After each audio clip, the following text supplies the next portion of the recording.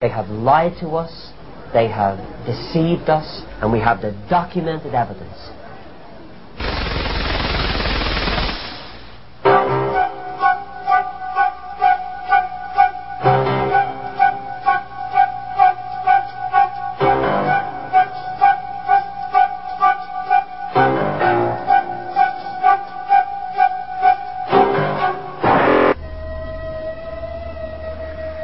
One of Russell's teachings was that Egypt's Great Pyramid was designed and placed there by God as his second witness next to the Bible.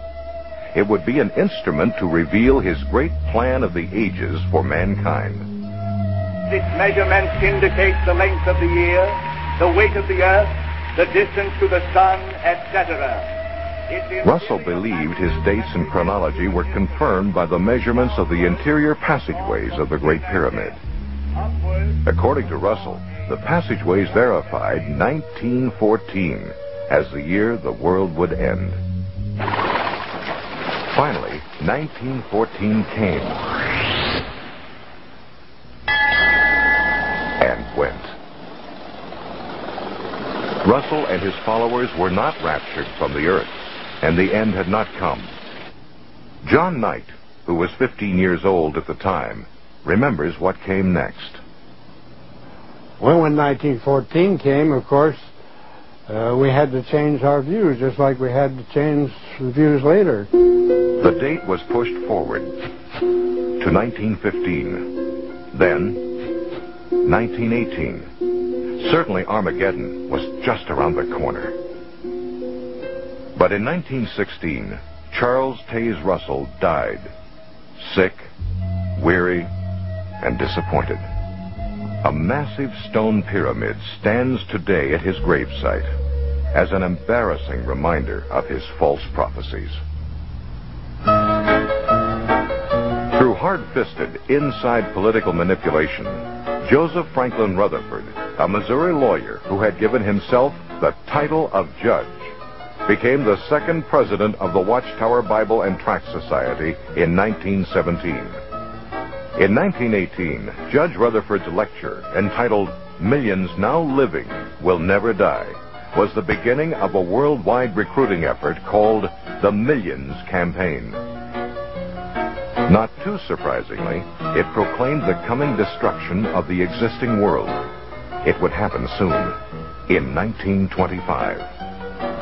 Based upon the promises set forth in the divine word, we must reach the positive and indisputable conclusion that millions now living will never die. In 1920, the Millions book was published. In it, Rutherford claimed the Bible proved that in 1925, Abraham, Isaac, Jacob, and other faithful men of old were to be resurrected, to rule henceforth as princes on the new paradise earth.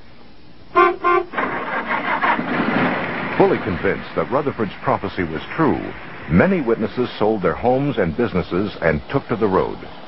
Living in cars and trucks like itinerant peddlers, they spread the warning.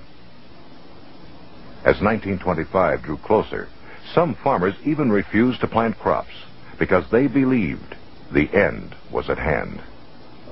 Finally, 1925 came.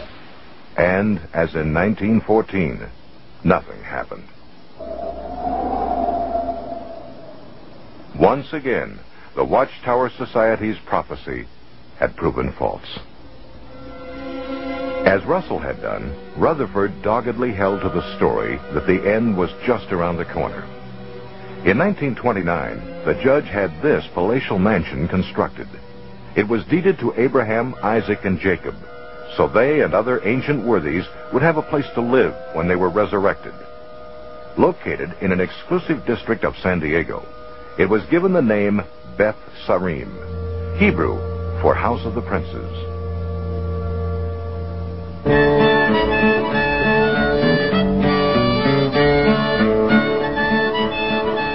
The world entered the Great Depression, but Rutherford lived like a millionaire, spending the winter months at Beth Sarim, summering in Europe. As Americans suffered through poverty and deprivation, Rutherford enjoyed the use of two 16-cylinder Cadillacs.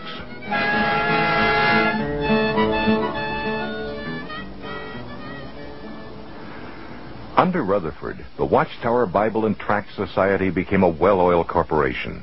New books, literature, and tracts poured forth in a flood to be sold door to door by faithful witnesses. He drove his followers to labor hard for the Lord. He advised young couples not to marry, but to put all their energies into proclaiming the kingdom. Even portable phonographs were utilized at the doorstep. Because the people have been induced to believe that Christianity and religion are the same thing.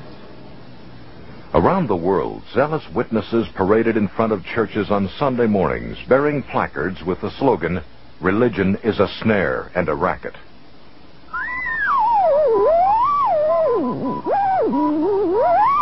Keeping up with the times, the Society constructed its own radio station, and by 1933, there were 403 stations nationwide broadcasting Rutherford's abusive railings against the clergy, politicians, and what he referred to as the greedy commercialists. On the radio and in print, he continually stressed that the end of the world was just months away. The end finally came, but only for Rutherford.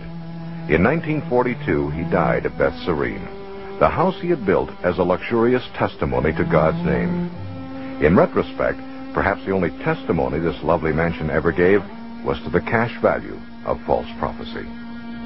In 1948, the Society quietly sold the property, covering up an embarrassing chapter in its history. Today, most modern Jehovah's Witnesses are unaware that Beth Serene ever existed. With Rutherford's passing, the flamboyant era of charismatic personalities passed as well. They have lied to us, they have deceived us, and we have the documented evidence